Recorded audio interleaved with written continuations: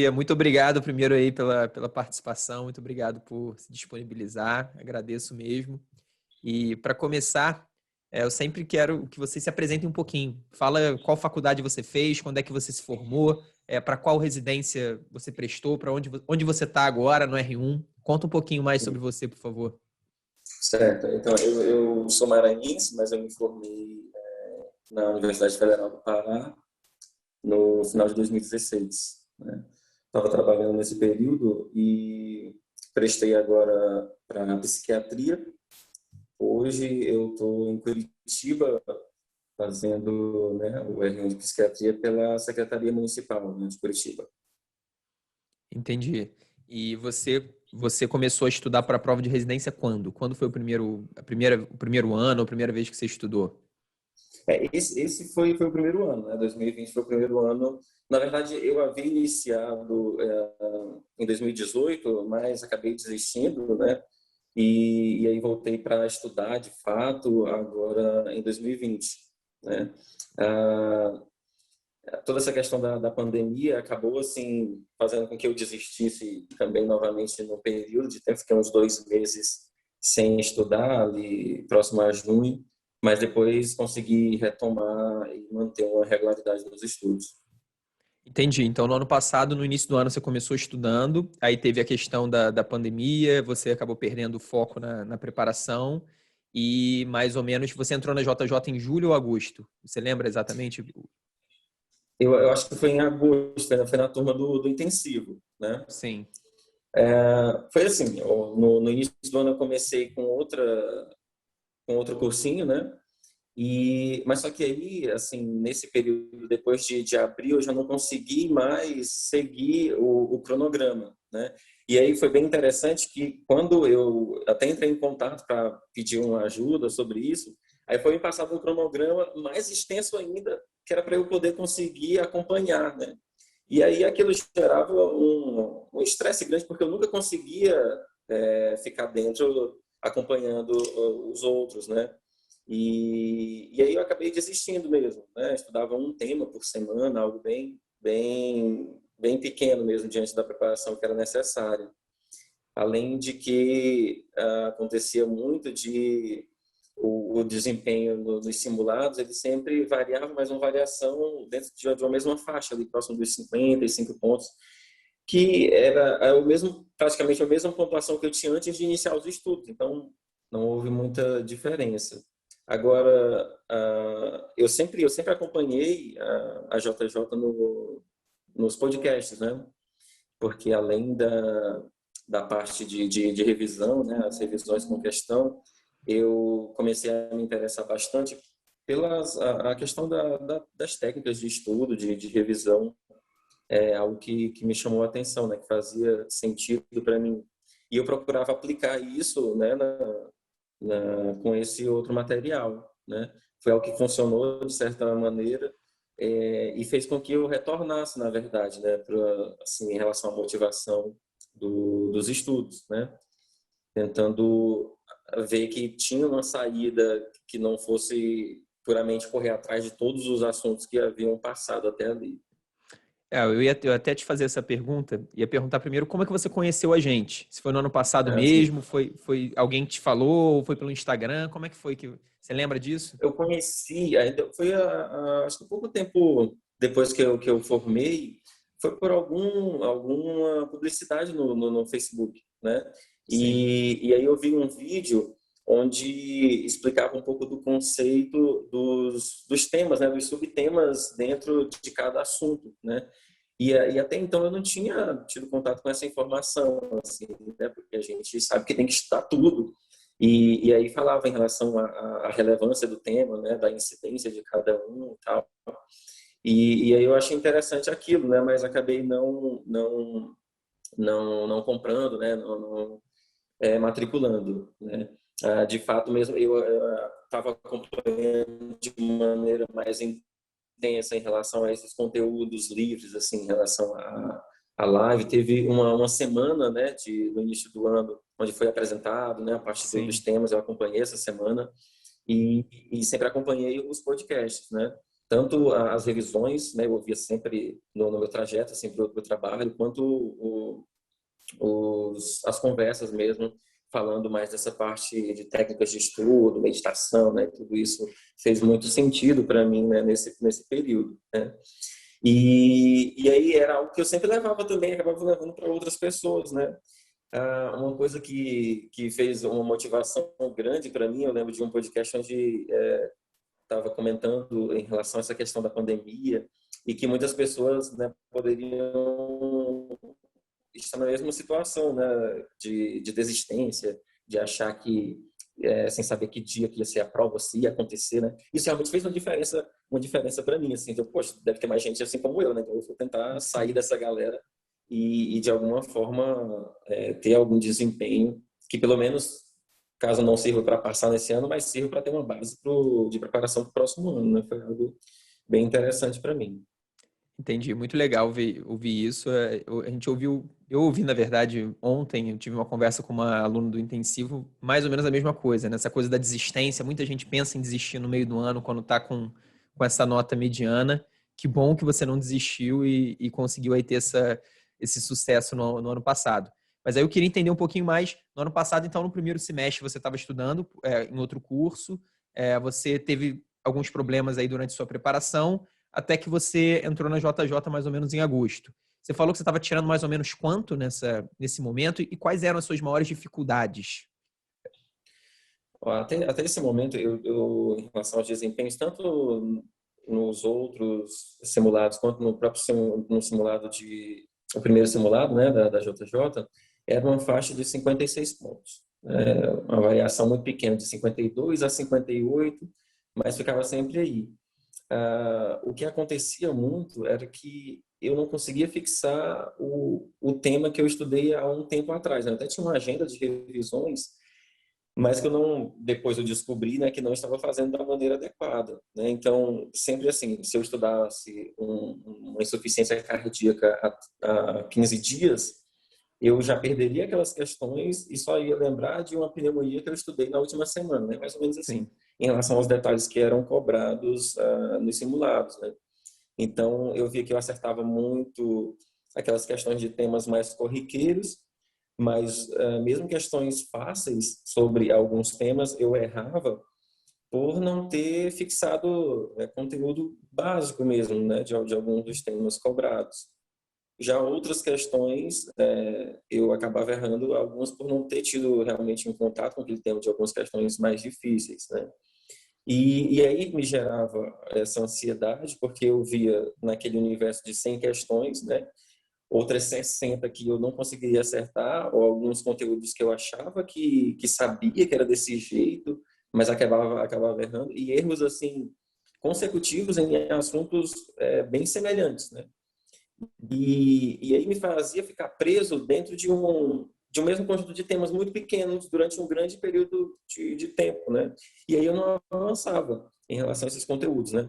Eu não tinha aquela questão de poder fechar um tema, né? Não, esse aqui eu já fechei, consegui entender, agora eu posso passar para um próximo e retornar depois só para revisitar isso de alguma forma de revisão, caso eu tenha É, alguma dificuldade. Eu não tinha essa mentalidade, uma isso, construção realmente da metodologia. isso é bem interessante porque hoje em dia a gente tem falado que esse processo, o processo anterior, né, o processo errático que você estava tendo de revisões, quando a pessoa não revisa ou quando ela tem um processo de revisão inadequado, a gente diz que ela vai acabar correndo em direção ao próprio rabo. Ela fica andando em círculos e não acumula conhecimento. Ela estuda um tema essa semana e aí daqui a 2 semanas ela já esqueceu.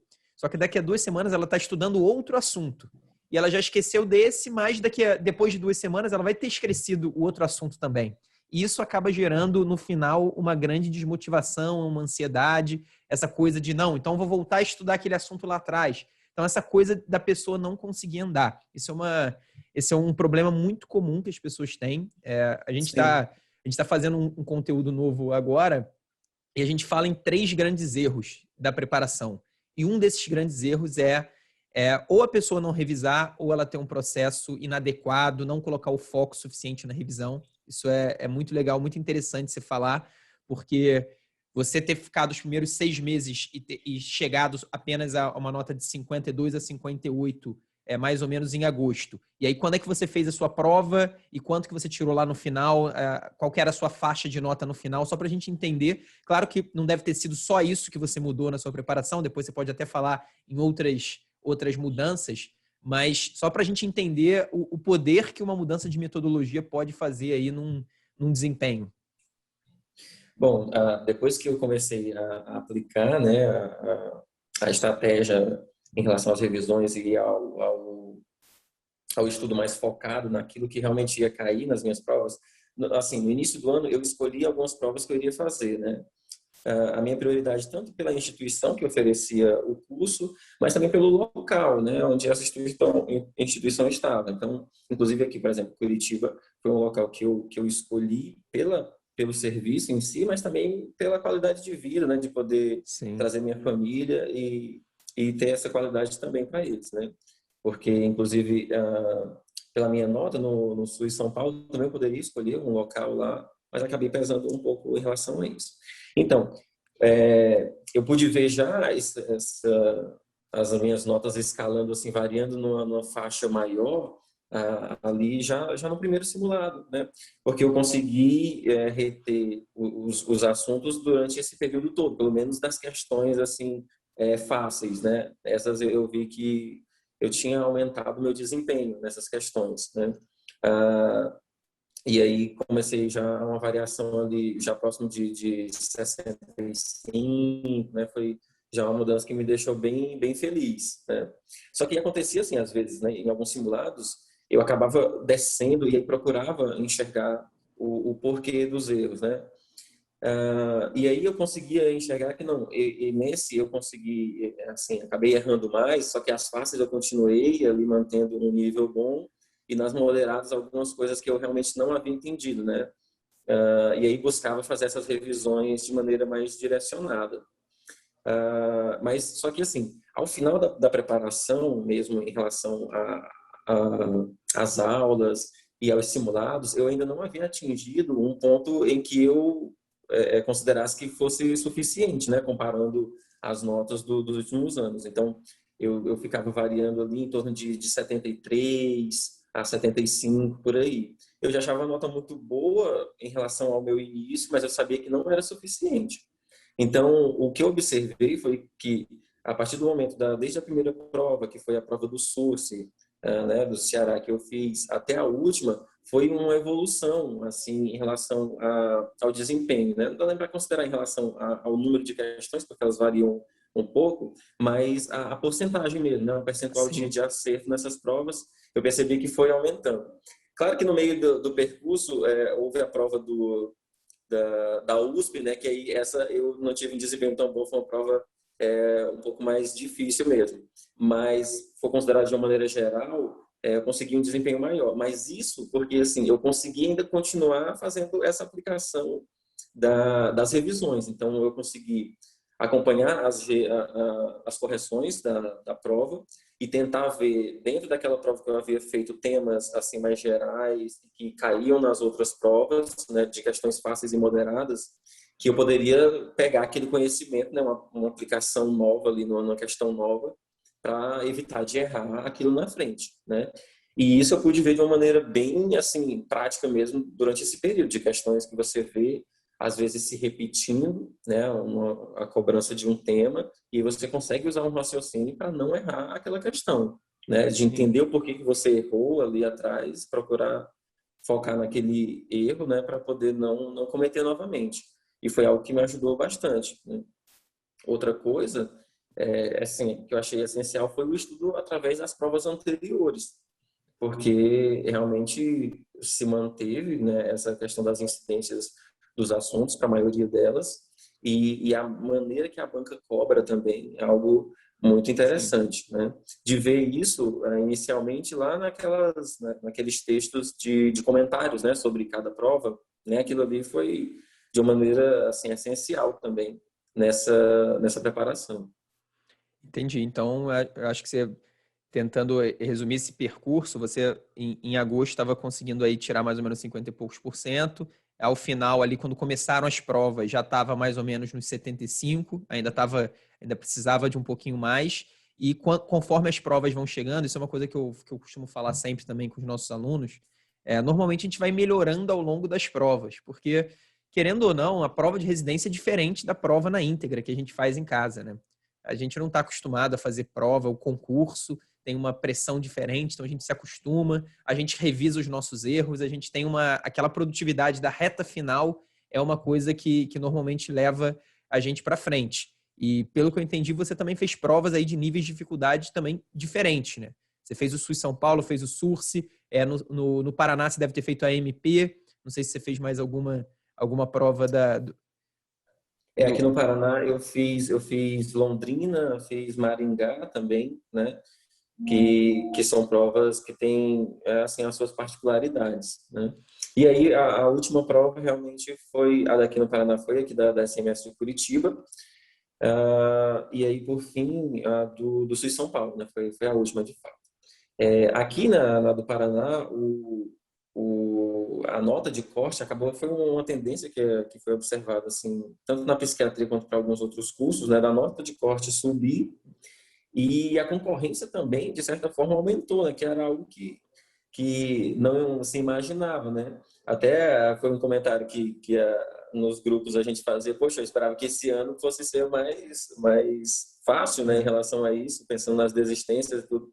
Mas teve muita gente que se motivou realmente nessa fase final para poder mostrar algum desempenho ali. E qual que foi a E nota de assim, corte? Você lembra? Mais ou menos? olha, aqui foi de 70%, né, de desempenho, para poder seguir para... Não, minto. 85%. Foi 85% de desempenho, foi a nota de corte aqui, né? E isso, se você for ver no ano passado, 85% você passaria com sobras, Entendi. entendeu? Porque foi um aumento realmente substancial, né, em relação a essa questão da nota.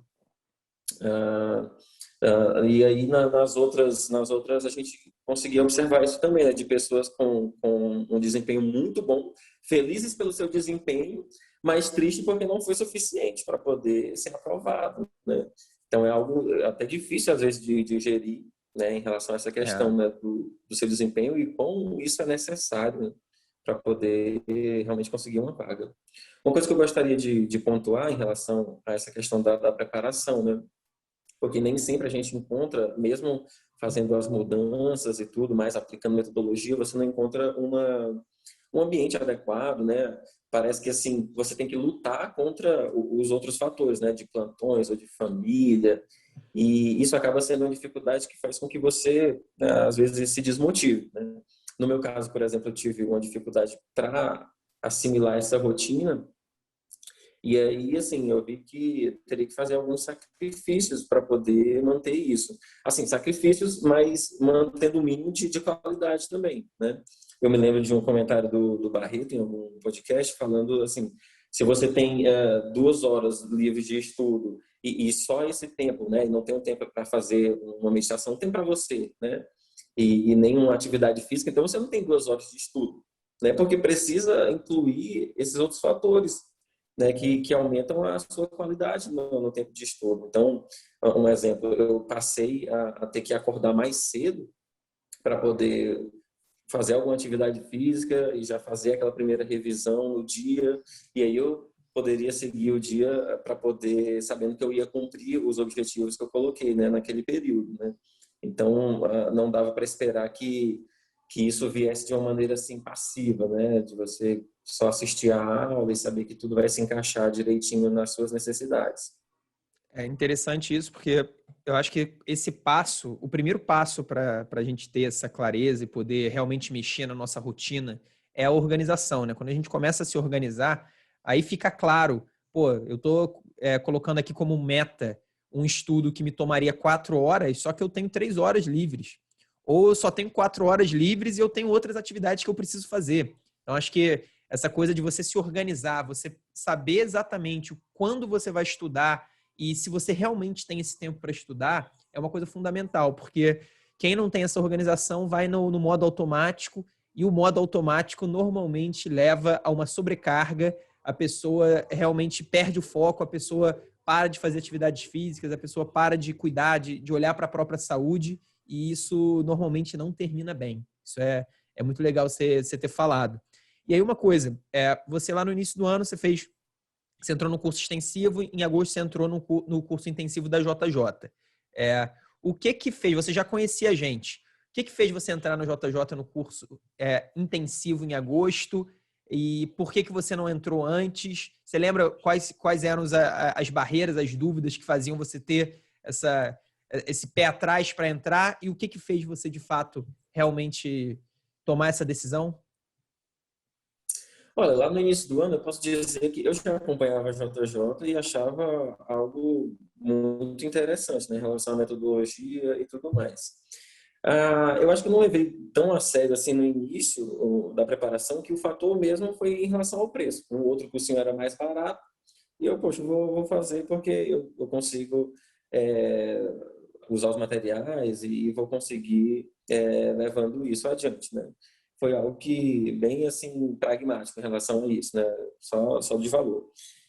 Depois eu vi que eu não conseguiria e tudo que eu tentava fazer para manter os estudos ou fazer uma retomada, eu não estava conseguindo.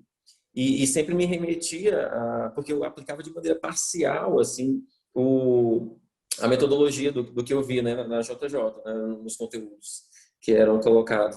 E eu aplicava de maneira parcial. Nas minhas tentativas frustradas, né, de manter o estudo, né, tanto a retomada dele, eu vi que eu aplicava a metodologia de uma maneira ineficaz, né? Então, eu acabei tomando isso como decisão, poxa, eu tenho que aplicar de maneira total, então vou me doar para isso, né? Eu vou pagar o preço, tanto em relação ao tempo quanto ao valor financeiro mesmo. Foi algo que fez muito sentido para mim, né? E é algo que eu precisava na minha organização de ter uma definição em relação aos tópicos de estudo, né? Foi algo bem assim, porque eu não conseguia fazer isso, entendeu? Por mim mesmo, de colocar as minhas metas e de ter alguém ali que eu mesmo me cobrando em relação a essas metas, né? Então, quando eu vi o plano ali, né, dos assuntos que eu teria que estudar, que era algo que eu conseguiria fazer, né? Acho que começou com 3 ou 4 tópicos assim semanais, né? E era algo que eu conseguiria fazer e adequar na minha rotina de uma maneira mais próximo assim do ideal. Então, poxa, fez sentido. Então, eu vou conseguir fazer, né? Vou estudar aqueles hot topics assim que são mais importantes para minha prova e focar no meu desempenho, né? Naquilo que eu tenho errado para não errar mais. E aí foi quando eu decidi realmente. Aí abandonei tudo em relação ao restante e só foquei mesmo na JJ nesse período. É interessante isso. Então, basicamente, você estava num outro curso no extensivo, mas você tentava aplicar a metodologia JJ aos materiais que você recebia, as coisas que você tinha no outro curso. E, resumindo aí o processo, você começou a perceber que o custo de não passar, de ter que fazer no ano seguinte, estudar de novo para a prova de residência, era maior do que a diferença de custo aí entre os cursos, com todo respeito a esse curso que eu nem sei qual é. Então, eu não vou nem perguntar, nem sei qual é, mas é uma coisa interessante, porque como a prova de residência é um passo importante na carreira, eu acho que, principalmente se não for uma diferença gritante de custos, eu acho que a principal coisa que as pessoas sempre têm que avaliar é o que vai ser melhor para elas. Se elas avaliarem que vai ser melhor o curso X, faça o curso X. Se elas avaliarem que vai ser o melhor a JJ, façam a JJ. Isso é uma coisa que eu acho muito importante. Claro que cada um cuida do seu dinheiro da maneira que achar melhor, mas isso é uma coisa interessante aí para dizer. E aí você falou você falou do nosso cronograma, do nosso passo a passo, né? Que eu acho que realmente, quando a gente começou a JJ, a gente percebeu que um dos maiores problemas, se não o maior problema das pessoas, é que elas não tinham passo a passo de estudo. Elas realmente tinham lá uma aula ou 2 aulas por semana e o resto elas tinham que se virar para se organizar. E isso é uma coisa que, no meio de toda a rotina do médico, no meio de toda a rotina do estudante de medicina, é difícil a gente, como você falou ali, é difícil sozinho você ter o melhor plano possível. Você vai ter um plano, mas o seu plano provavelmente não vai ser o melhor. Mas eu queria saber, e aí você falou sobre o estudo teórico, né? Que tinha lá 3 ou 4 estudos teóricos por semana que você conseguia concluir. Queria saber como que você fez as questões, se você fez flashcards também, você fazia com qual frequência, qual foi a importância disso, dessas que a gente chama de estudo prático para a prova de residência, né? Que é com questões, com provas, com flashcards. Qual foi a importância disso aí na sua preparação com a gente no segundo semestre? Bom, em relação a essa questão, às questões e aos flashcards, teve assim um impacto muito grande. Eu já usava os flashcards anteriormente, só que eu preferi ficar usando só dentro da plataforma, porque se aplicava mais a agenda de estudos, né? Eu já fazia isso, matava esse item assim dentro da plataforma mesmo, né? E foi algo que eu fazia diretamente, diariamente, né? Abrir a agenda de questões para fazer aquelas questões e os flashcards também, né? Principalmente em momentos de intervalos, assim, de plantões, era o horário que eu utilizava para fazer isso, né? Dos flashcards. E às vezes repetia, né, mais de uma vez, até ter um aproveitamento assim adequado daqueles flashcards ali. Além disso, eu também, às vezes, criava alguns blocos de questões com foco, assim, só naquela instituição que eu iria fazer antes, né, para entender de uma maneira melhor como aquilo era cobrado, né, aquele tópico específico era cobrado na minha prova, né, prioritária ali do momento. De uma maneira geral, os comentários que a gente tem nas questões, eles ajudam muito nessa revisão, né? Que aí você consegue, às vezes, sanar a sua dúvida ali naquele comentário, outras vezes você acaba tendo que buscar algum outro conteúdo, mas na maioria das vezes o comentário já era suficiente, né, para isso. Que, inclusive, assim, só retrocedendo um pouco, que foi algo que me fez ficar assim desgostoso com o outro cursinho, porque os comentários eram muito superficiais, né? A letra A está certa porque foi o gabarito da banca, praticamente assim. Então, acabava não adicionando muito em relação a esse poder de revisão que havia ali, né? De uma maneira geral, os temas eles vão se acumulando, né, com o decorrer da preparação, mas acaba que quando você vai aplicando isso de uma maneira, você chega um dia que a sua agenda tá cheia ali, né? Tem muitas questões, eu colocava uma média de pelo menos 50 questões para resolver nesse período de revisão, mas só que aí você consegue passar, porque ficam poucas questões que você tem uma dúvida assim que toma mais tempo, né? Então acaba ficando um número grande, mas você consegue digerir aquilo de uma maneira bem melhor do que no início, né? Então foi muito bom esse passar do tempo, né? O desempenho. É muito interessante, porque todas as pessoas que eu conversei até agora, sejam alunos do intensivo do ano passado ou alunos do extensivo, que conseguiram grandes resultados, como você conseguiu aí em 2020, todos eles falaram para mim que faziam ou diariamente ou praticamente diariamente questões e flashcards. Então, acho que essa é uma lição muito importante.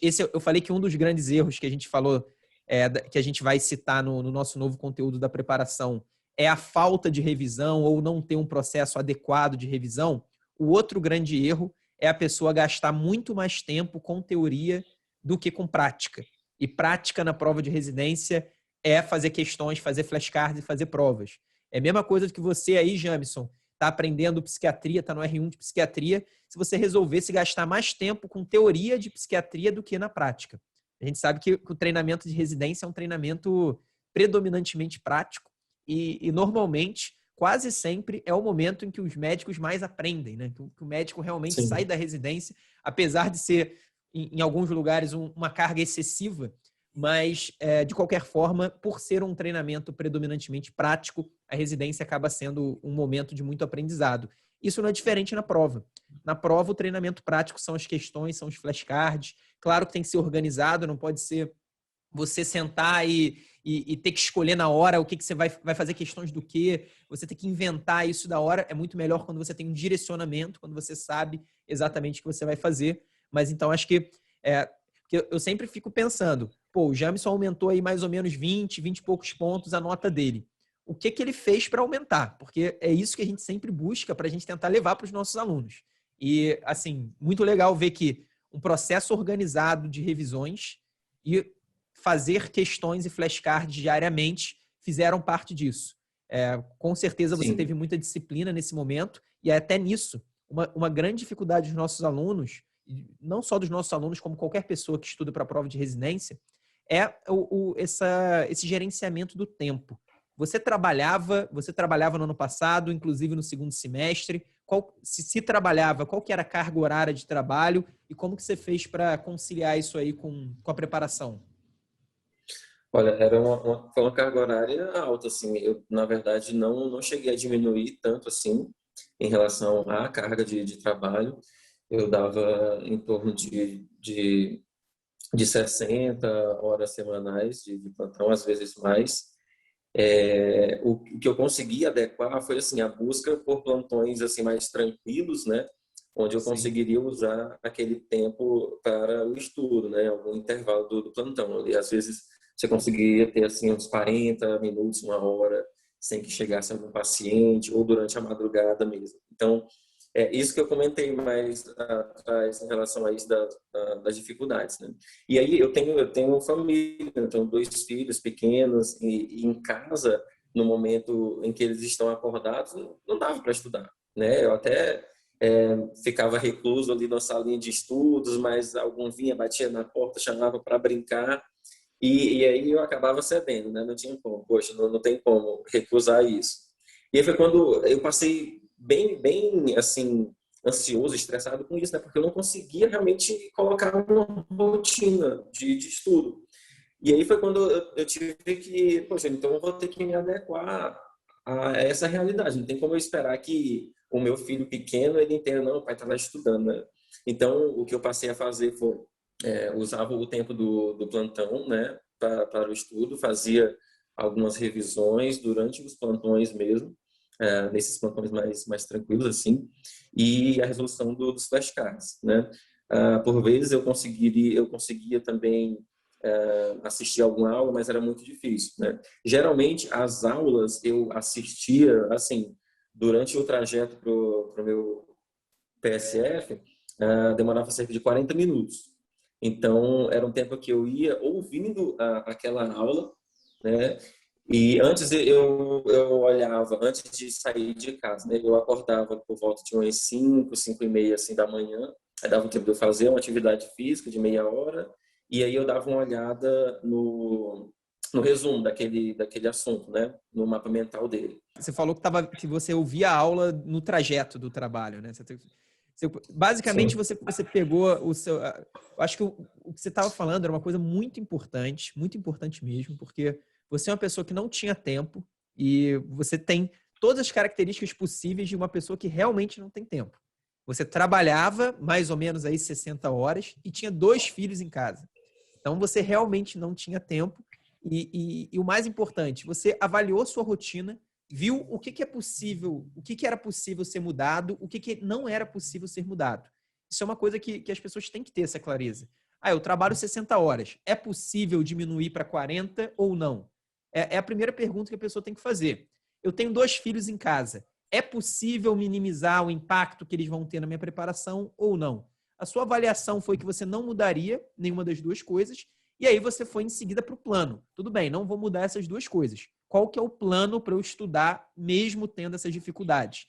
E você usou o trajeto para o trabalho e também você pegou plantões mais tranquilos e durante o trabalho você fez as revisões. Eu acho que isso é uma coisa que poucas pessoas conseguem ter realmente essa clareza, esse entendimento sobre o que é o mundo ideal e o mundo real. Isso eu acho muito legal mesmo, porque às vezes a gente acha que é só o mundo ideal que vai te dar resultado. O mundo ideal é você ficar em casa só estudando, tendo uma sala que ninguém vai te interromper. E muitas vezes a gente sabe que esse mundo ideal não existe. Então, o mundo real é nele que a gente tem que se planejar. Quando a gente faz a nossa organização, o nosso planejamento, tem que ser sempre em cima do mundo real e não do mundo ideal. Vou usar essa sua fala para os nossos alunos, com certeza. A gente, segunda-feira, vai ter uma live sobre isso, sobre dificuldade de bater meta, dificuldade de manter a regularidade. Eu acho que o seu exemplo, ele praticamente acaba com todas as desculpas. Porque dificilmente alguém vai ter uma rotina mais complicada que a que você teve no ano passado. E mesmo assim, não só foi aprovado, mas foi aprovado tendo uma evolução muito grande num período curto de tempo. Então, foi aprovado tendo uma grande evolução. Acho isso muito legal. Agora, uma coisa que eu também gostaria de destacar, assim, esse processo é um processo foi bem doloroso, né? Porque no início eu tentava aplicar de uma maneira sozinha e acabava gerando, assim, um certo atrito, né? Com minha esposa, por exemplo, em relação a essa questão da rotina. Então, a gente teve que sentar para poder conversar e definir mais ou menos isso, assim, sem, por exemplo, deixar um horário que fosse para nós dois. Então, eu conseguia assistir um filme durante a semana com ela, por exemplo, deu algo assim do tipo. Outra coisa que, como eu dependia, de certa forma, dessa calmaria dos plantões, né, por exemplo, havia dias que não tinha como, né? Então, eu definia que naquele dia eu precisaria, pelo menos, fazer as questões e os flashcards. Isso aí era, assim, o meu objetivo mínimo, assim, no dia. Mesmo que eu não conseguisse revisar algum tema, né, visto anteriormente, mas eu teria que fazer aquilo. Então, eu conseguia dormir tranquilo, porque eu havia cumprido essa meta mínima minha, né? Que era algo que gerava uma aflição muito grande, porque às vezes eu fazia muitas coisas durante o dia, eu lia, assistia uma aula, mas como eu não tinha um objetivo definido, acabava que eu ia deitar com aquele sentimento de que o dia foi perdido, de que não tinha feito muita coisa, de que não havia evoluído, né? E isso não era muito verdade, mas como eu não havia definido previamente, eu não sabia em que pé estava a evolução ou não. Isso é mais uma lição fundamental e isso é interessante, que foi ontem eu conversei com essa aluna do intensivo e ela também falou a mesma coisa, que o objetivo mínimo dela eram as questões dos flashcards e que nos dias que ela estava com muita dificuldade, o objetivo meta mínima dela era fazer isso. Isso é uma coisa contraintuitiva. Normalmente, a maioria das pessoas que estuda para a prova de residência, se ela tiver que fazer só uma atividade no dia, ela vai assistir uma aula, ela vai pegar um texto, vai pegar uma apostila para ler, então ela vai usar o estudo teórico, ela não vai usar o estudo prático. Então, assim, muito legal ver como você conseguiu aplicar a nossa metodologia, mesmo não tendo as circunstâncias ideais, longe disso, você não tinha as circunstâncias ideais para estudar. Às vezes a pessoa me pergunta, Eduardo, eu trabalho 60 horas e tenho 2 filhos em casa. O que eu faço? Eu falo, a minha resposta sempre é, se você puder diminuir a sua carga de trabalho, isso vai te ajudar na prova de residência. Mas eu não posso fazer contas no seu orçamento, eu não posso tomar essa decisão por você. Às vezes você não pode. Então, se você não puder, aí sim a organização ela vai ser mais importante ainda. Mais importante. Quanto menos tempo a gente tem, mais organização a gente tem que ter. Porque senão a gente não consegue fazer as coisas. E a outra lição que você trouxe, eu lembro que eu cheguei a falar isso com os nossos alunos no ano passado uma vez, mas é uma coisa que eu falo pouco. E essa conversa com você já vai me ajudar a levar mais isso para eles. Que é exatamente essa coisa de você avisar as pessoas com quem você convive mais sobre o seu objetivo e sobre o seu projeto naqueles meses ou naquele ano. Olha só, avisar. Então, sentar com a sua esposa, sentar com, sei lá, com a pessoa que mora com você e conversar. Esse ano é um ano que eu estou focado nisso, na prova de residência. Claro que a gente vai ter nossos momentos juntos, a gente vai organizar isso, eu vou me organizar para ter, mas saiba que eu vou ter um sacrifício maior em nome de um objetivo ali na frente. Eu acho que esse tipo de acordo, né, que a gente faz com as pessoas ao nosso redor, muitas vezes é importante, porque essas pessoas, se não têm esse acordo, elas podem acabar se tornando sabotadoras. Sem querer, né, sem intenção, mas elas podem acabar prejudicando a preparação. Então, acho que, não sei, vou deixar você falar, se você tivesse que falar uma coisa que foi mais importante nessa mudança do primeiro semestre para o segundo semestre, você já falou de vários aspectos, mas só para finalizar, se você tiver alguma coisa que você achou a mais importante, se você fizesse prova de residência de novo, com certeza você faria. Se você tivesse que dar um conselho para alguém, para um amigo, seria o primeiro conselho que você daria. O que seria isso? Acho difícil de definir isso, mas assim, de uma maneira geral, de que assim, mesmo que você ache que a sua preparação não está sendo suficiente até ali, né, haja uma baixa motivação, mas é importante no início definir aquilo que você busca, né, para poder ver as maneiras com que você vai alcançar esse objetivo. Muitas vezes esse objetivo não vai ser alcançado num primeiro ano de preparação, mas todo esse processo ele deve ser utilizado, né? É uma carga também de conhecimento onde você aprende com os erros, né?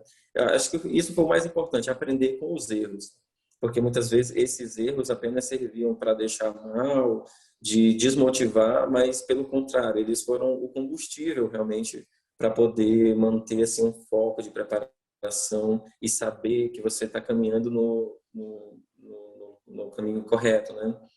Guiado pelos erros, né? É uma coisa até que é difícil às vezes de entender, mas foram eles que me guiaram realmente para o caminho correto.